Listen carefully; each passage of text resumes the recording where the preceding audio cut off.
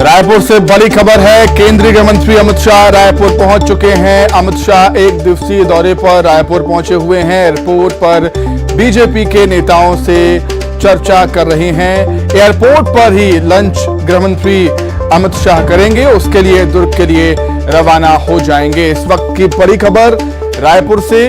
राजधानी रायपुर पहुंच चुके हैं केंद्रीय गृह मंत्री अमित शाह। एयरपोर्ट पहुंच चुके हैं और एयरपोर्ट पर ही उनका लंच होना है और एयरपोर्ट पर ही बीजेपी के दिग्गज नेताओं से उनकी मुलाकात होनी है। उसके बाद दुर्ग के लिए रवाना हो जाएंगे, जहां पर एक जनसभा को संबोधित करेंगे।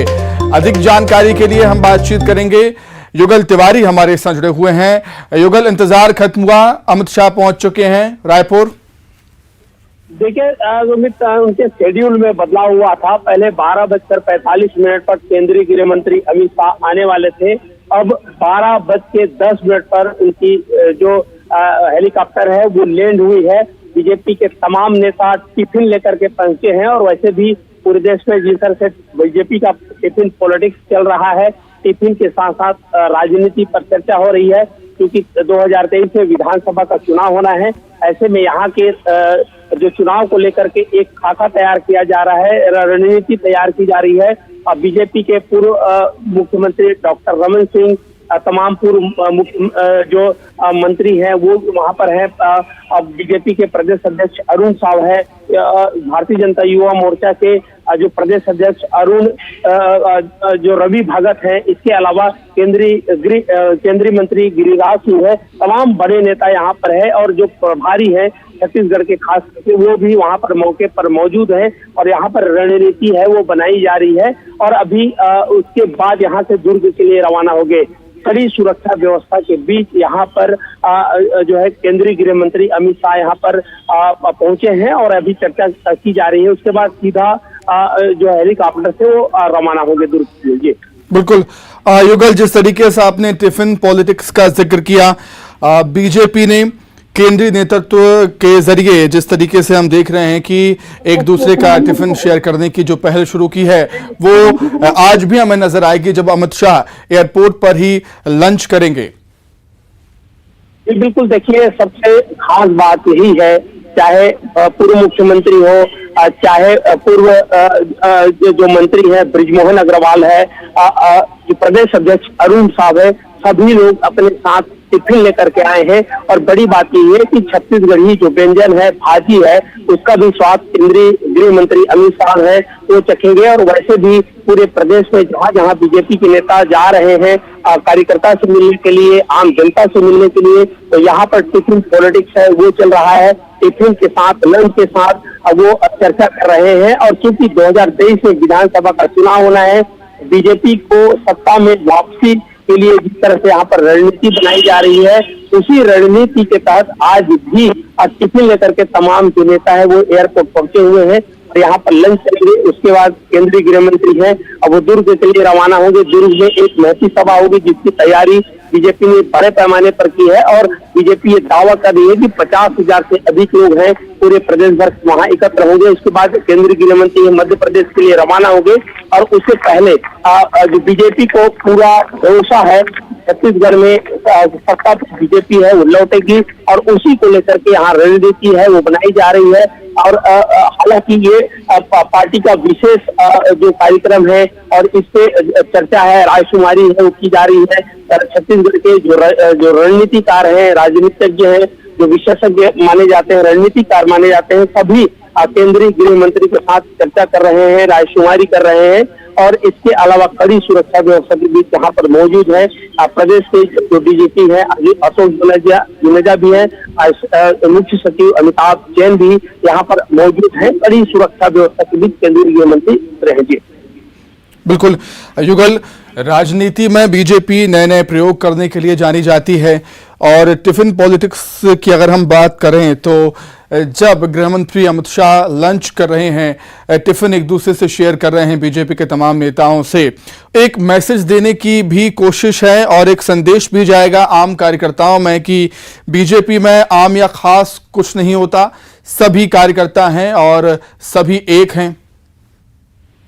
जी बिल्कुल, देखिए यही एका का पाठ और यही एक सूत्र में बांधने के लिए इस तरह के जो टिफिन पॉलिटिक्स है उसकी शुरुआत बीजेपी ने की है। चाहे छोटे नेता हो या बड़े नेता हो, सभी एक साथ जाते हैं।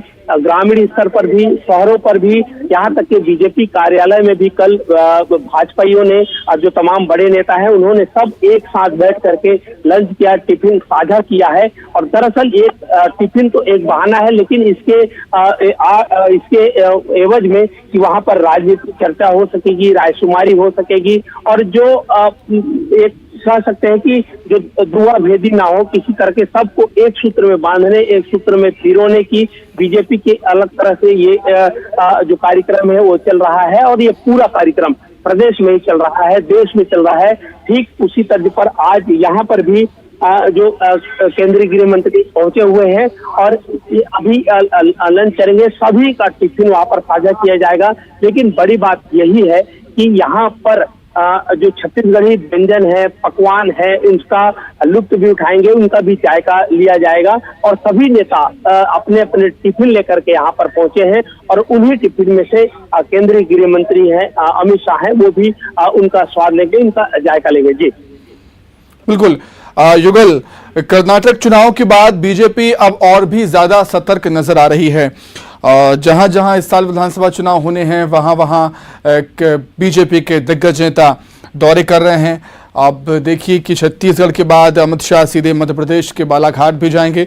तो कहने का मतलब यह है कि अब और भी ज्यादा सतर्क है बीजेपी आने वाले विधानसभा चुनाव के लिए। युगल जी बिल्कुल, देखिए 2018 के जो चुनाव के जो परिणाम आए उसमें बीजेपी को खासा निराशा है वो हुआ है। अब 2023 में जब विधानसभा का चुनाव होना है तो ऐसे में बीजेपी चाहती है कि वो सत्ता पर बिल्कुल वापसी कर सके। तो दूसरी ओर कांग्रेस दावा कर रही है कि यहाँ पर कांग्रेस की जीत होगी, उनकी ही जीत सुनिश्चित होगी। और जिस तरह से कल जो दुर्ग में जो सभा को लेकर के मुख्यमंत्री भूपेश बघेल ने बयान दिया था कि दुर्ग उनका किला है, तो बीजेपी ने भी आरोप जो है उनपे करारा जवाब दिया था और कहा था कि अगर किला कांग्रेस की है तो डरने की जरूरत भी नहीं है। तो अलग अलग केंद्रीय गृह मंत्री के दौरे को लेकर के बयानबाजी का दौर है वो लगातार जारी है, बदस्तूर जारी है। और इस बीच यहाँ पर एयरपोर्ट बदस्तूर जारी है और इस बीच यहाँ पर एयरपोर्ट में जो रायशुमारी की जा रही है, बीजेपी के तमाम जो बड़े नेता हैं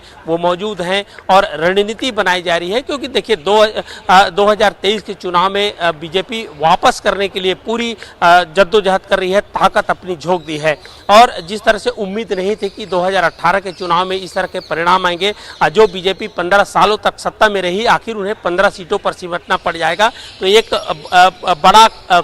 बड़ी और करारी हार बीजेपी के लिए थी। फिर मंत्रणा का दौर जारी है, रायशुमारी यहाँ पर की जा रही है। लेकिन अभी जिस तरह से लगातार छत्तीसगढ़ में केंद्रीय मंत्रियों का दौरा हो रहा है, अभी गिरिराज सिंह छत्तीसगढ़ के दौरे पर ही अभी वो एयरपोर्ट पहुंचे हैं। इस बीच जो है केंद्रीय गृह मंत्री से भी चर्चा करेंगे और वो फीडबैक भी देंगे कि इतने दिनों तक वो दौरे पर रहे हैं, क्या स्थितियां हैं, क्या परिस्थितियां रही हैं, आने वाले चुनाव में जब सत्ता पर वापसी होगी तो किस तरह से वापसी हो सकती है। और सबसे बड़ी बात यही है कि बीजेपी यहाँ छत्तीसगढ़ सरकार को घेरने के लिए धरना प्रदर्शन, सड़क से सदन तक की जो लड़ाई लड़ रही है, पूरी ताकत झोंक रहे हैं। हाल ही में भारतीय जनता युवा मोर्चा ने यहाँ भ्रष्टाचार के आरोप लगाते हुए सरकार को घेरने का प्रयास किया था। तो ये कहा जा सकता है कि बीजेपी कोई कोर कसर नहीं छोड़ रही है और लगातार यहाँ पर सरकार को घेरने का प्रयास है वो कर रही है। जी बिल्कुल।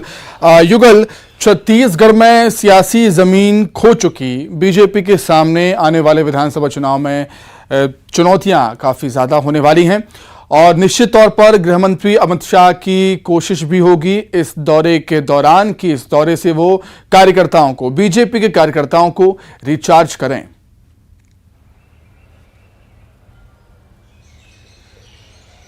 ये बिल्कुल, देखिए सत्ता में वापसी के लिए बीजेपी कहीं भी जो है चूक नहीं करना चाहती है। सबसे बड़ी बीजेपी में पहले भी जो गुटी राजनीति को लेकर के जो मामला आया है, लेकिन अब किसी भी मंच पर आप देखेंगे तो तमाम बड़े नेता हैं। भारतीय जनता युवा के मोर्चा के जो प्रदर्शन हुआ उसमें तमाम बड़े जो चेहरे थे, पूर्व मुख्यमंत्री से लेकर के जो एक छोटा सा जो कार्यकर्ता है, पदाधिकारी, सभी मंच में देखे गए, सभी धरना प्रदर्शन स्तर पर देखा गया। तो ये अंदाजा लगाया जा सकता है कि ऊपर से सख्त इंस्ट्रक्शन है कि सभी एक रूप से दिखे, एकजुटता के साथ रहे और यही मैसेज देना चाहती है कि बीजेपी में कोई गुटबाजी नहीं है, सब एक हैं। और अभी भी एयरपोर्ट में तमाम जो बड़े नेता हैं बीजेपी के, जो छत्तीसगढ़ के रणनीतिकार हैं, वो तमाम लोग यहाँ पर मौजूद हैं। और कई जो बीजेपी के नेता हैं केंद्रीय गृह मंत्री के साथ दुर्ग के लिए रवाना होंगे, लेकिन अभी टिफिन के साथ यहाँ पर चर्चा हो रही है, राजनीति पर चर्चा जारी है। जी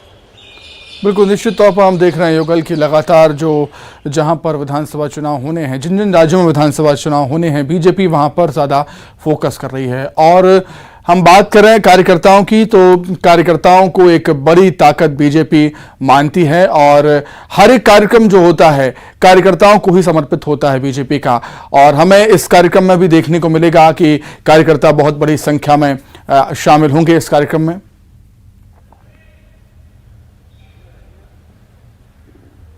जी देखिए, जिस तरह से बीजेपी ने तैयारी की है और उनका जो टारगेट है 50,000 से अधिक लोगों को वहां पे एकत्र करना और केंद्रीय गृह मंत्री तमाम बीजेपी के जो नेता हैं से लेकर के कार्यकर्ताओं को ऊर्जा का संचार करेंगे और उन्हें मंत्र देंगे। 2023 के विधानसभा चुनाव में तभी वापसी हो सकती है। एक तरफ कांग्रेस लगातार छत्तीसगढ़ में दावा कर रही है कि उनकी जो मॉडल है उसको दूसरे राज्यों ने अपनाया है। अभी फिलहाल जिस तरह से परिणाम आए हैं, कांग्रेस में काफ़ी उत्साह है। कांग्रेस ये मान रही है कि छत्तीसगढ़ की सरकार अच्छा काम कर रही है और अच्छा काम कर रही है। साथ ही साथ यहाँ प्रदेश में सबसे अधिक जो मतदाता हैं, जो वोटर्स हैं, वो हैं किसानों को साधने के लिए राज्य सरकार ने जिस तरह से किसानों को उपकृत भी किया है और उनके समर्थन मूल्य पर धान खरीदी की जो घोषणा किया, खरीदी भी हो रही है। तो एक बड़ा फैक्टर, एक बड़ा वोट बैंक जो किसान हैं उनको साधने के लिए लगातार प्रयास कर रही है। बीजेपी भी उसी तर्ज पर काम करने के प्रयास है वो करेगी और किसानों को यहाँ पर साधना एक बड़ी चुनौती जरूर है, लेकिन बीजेपी लगातार ये प्रयास कर रही है कि किसानों के जो मुद्दे हैं उसे बार बार उठा करके किसानों के हित की बात बीजेपी कर रही है। तो ये कहा जा सकता है कि 2023 के जो चुनाव होंगे विधानसभा के चुनाव में, उसमें वापसी के लिए बीजेपी ने पूरी ताकत है वो झोंक दी है। बैठकों का दौर लगातार जारी है, आला नेता हैं वो लगातार बैठक कर रहे हैं। साथ ही साथ प्रदेश के प्रभारी भी ग्रामीण अंचलों तक पहुंच रहे हैं। अमूमन देखा जाता है कि जो प्रदेश के प्रभारी होते हैं वो आला जो नेता हैं उनसे बैठक करते हैं, रायशुमारी करते हैं, लेकिन यहाँ पर जो केडर जो वोट हैं उन तक पहुँचने का जो बीजेपी है वो प्रयास कर रही है। जो नाराजगी है कार्यकर्ताओं में, बीजेपी के पदाधिकारियों में, उन्हें दूर करने का प्रयास है वो किया जा रहा है। तो ये कहा जा सकता है कि केंद्र सरकार की जो योजना है, केंद्र सरकार ने जिस तरह से काम किया है, केंद्र की मोदी सरकार ने उन योजनाओं का बताने के लिए एक विशेष अभियान भी यहाँ चलाया जा रहा है। केंद्र सरकार की 9 साल की जो उपलब्धियां हैं उन्हें आम जनता तक पहुँचाया जा रहा है। राज्य सरकार की जो विफलता है, जो बीजेपी मानती है, उन्हें लेकर के जनता के बीच जा रहे हैं। तो कोई कोर कसर बीजेपी नहीं छोड़ रही है और यही वजह है कि बीजेपी को भरोसा है कि अब 2023 के जो विधानसभा के जो चुनाव होंगे उसमें बीजेपी की वापसी हो सकेगी। जी बिल्कुल। युगल, जब अमित शाह प्रदेश बीजेपी के अध्यक्ष थे, राष्ट्रीय अध्यक्ष थे, तब उनके नेतृत्व में बीजेपी ने कई राज्यों में चुनाव जीते, लोकसभा चुनाव भी जीता, राजनीति के चाणक्य वो कहे जाते हैं।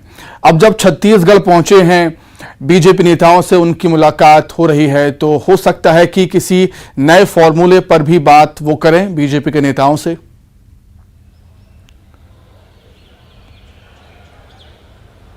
जी देखिए, छत्तीसगढ़ की परिस्थितियां बिल्कुल अलग है और यहाँ पर जिस तरह से किसानों को साधने का जो काम है राज्य सरकार खास करके कांग्रेस ने की है और यही वजह है कि 2018 के चुनाव में कांग्रेस को बम्पर जीत मिली, भारी बहुमत से कांग्रेस ने जीत दर्ज की है और अब उन्हीं को साधना एक। ठीक है युगल, मैं आपके पास दोबारा लौटूंगा, युगल दोबारा लौटता हूं।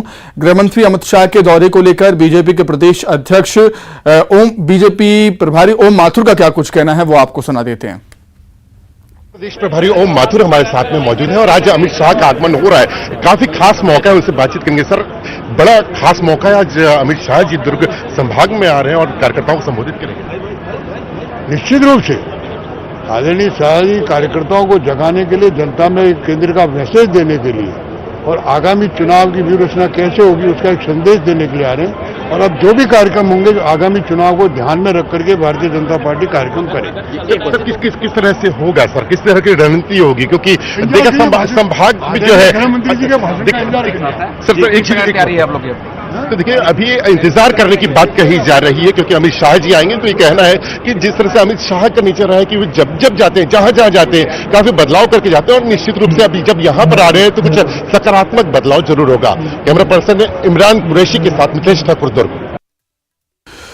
तो बीजेपी के प्रदेश प्रभारी ओम माथुर को आप सुन रहे थे। उनका कहना है कि युगल हमारे साथ लगातार जुड़े हुए हैं। युगल, ओम माथुर ये कह रहे हैं कि अब छत्तीसगढ़ में जो भी कार्यक्रम होंगे आगामी समय में वो राजनीतिक कार्यक्रम ही होंगे, विधानसभा चुनाव के मद्देनजर ही कार्यक्रम किए जाएंगे। तो जाहिर सी बात है अब मिशन मोड में आ चुकी है, चुनावी मोड में आ चुकी है बीजेपी।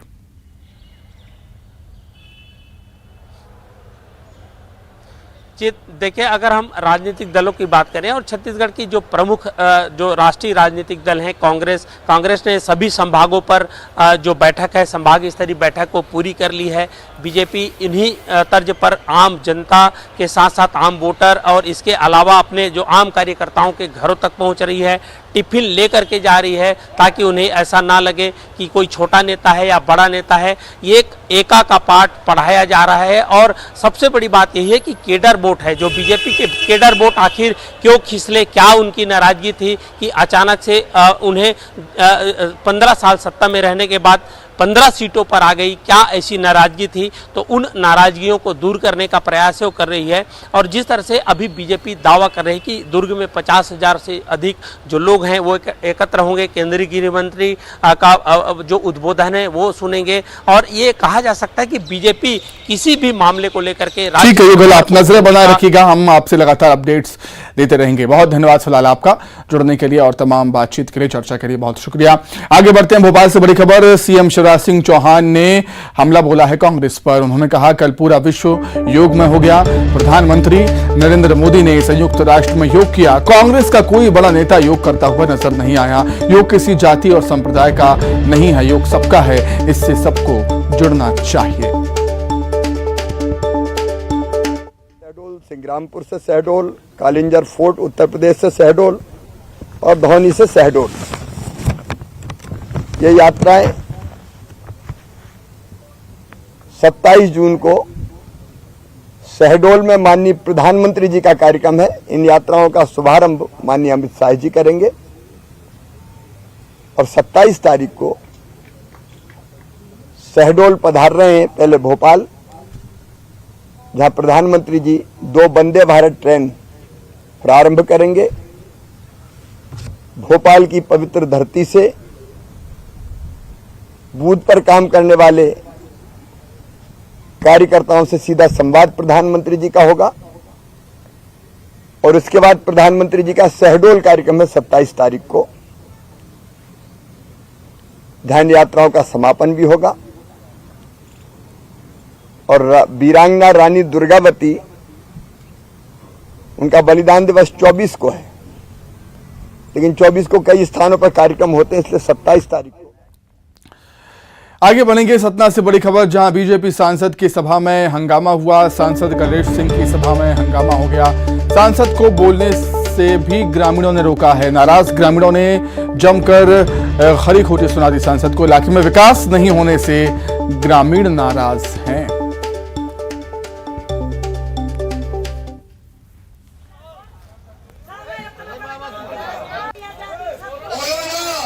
तो बीजेपी सांसद की सभा में हंगामा हुआ।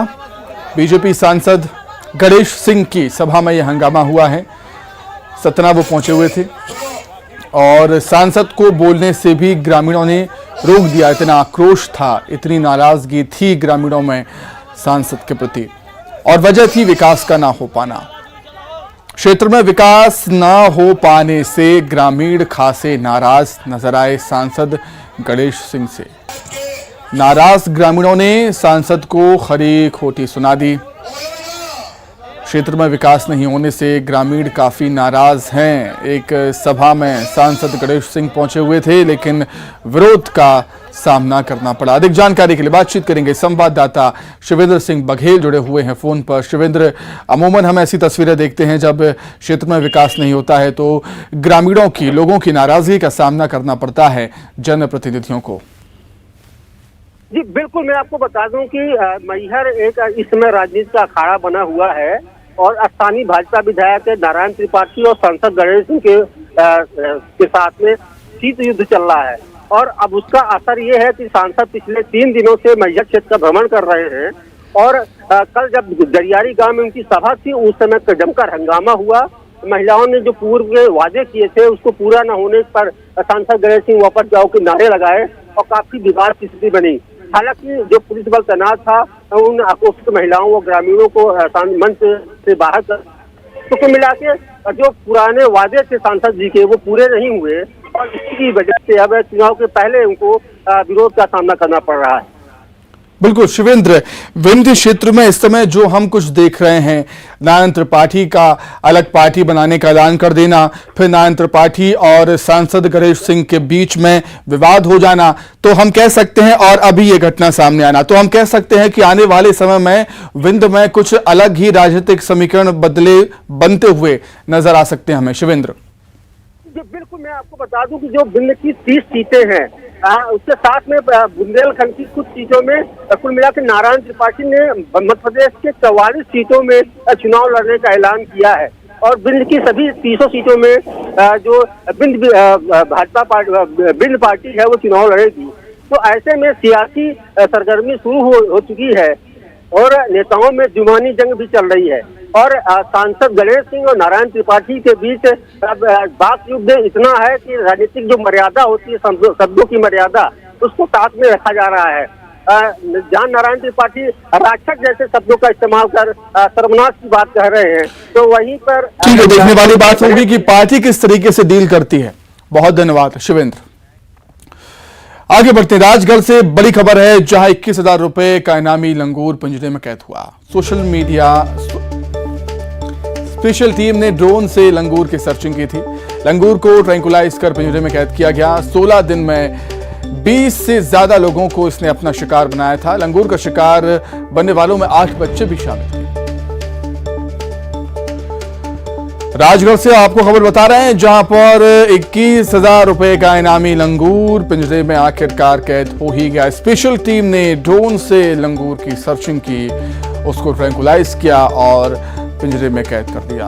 16 दिनों में 20 से ज्यादा लोगों पर इसने हमला कर दिया था और लंगूर का शिकार बनने वालों में 8 बच्चे भी शामिल थे। काफी उत्पात इस लंगूर ने मचाकर रखा था राजगढ़ में।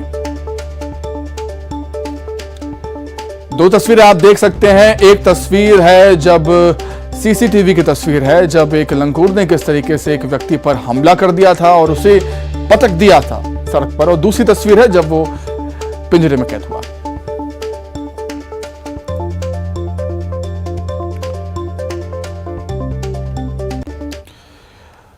इसी के साथ ही फिलहाल इस बुलेटिन में इतना ही। खबरें लगातार जारी हैं। नमस्कार।